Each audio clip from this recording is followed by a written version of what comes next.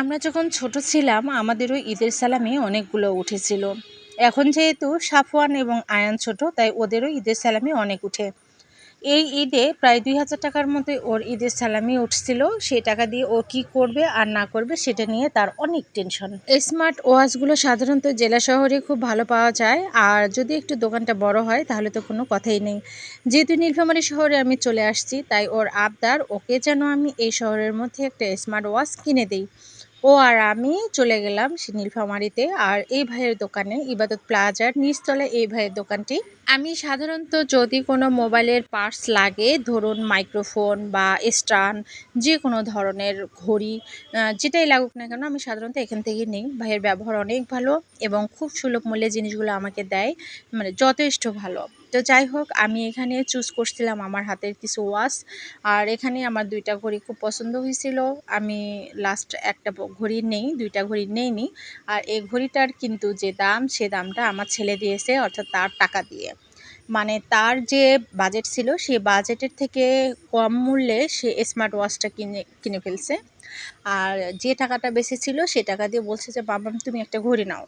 তো এটাই হচ্ছে আমার প্রথম আমার ছেলের কাছ থেকে গিফট। এটাই হচ্ছে আমার ঈদের গিফট। মানে কি বলবো, আমি অনেক হ্যাপি। এই আমার ছেলে ক্লাস 6-এ পড়ে, ও এত ছোট বয়সে আমাকে এরকম একটা ঘড়ি গিফট করছে।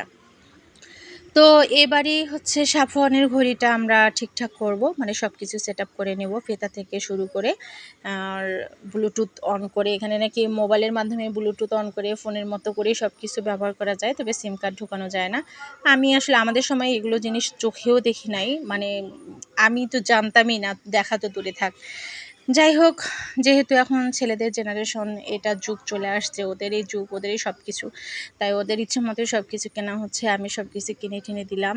আর আমি ভাইয়াকে ঘড়ি সম্পর্কে অনেক কিছু জিজ্ঞাসা করতেছিলাম, তো বলল যে হ্যাঁ হবে বা না, এটা সেটা সব মিলাই আর কি। তো ঘড়িটা কেনার পরে বলছিল যে 2 ঘন্টা চার্জে দিতে, না হলে ভালোভাবে হবে না, ফুল চার্জ দিলে আর কি সবচেয়ে ভালো হয়।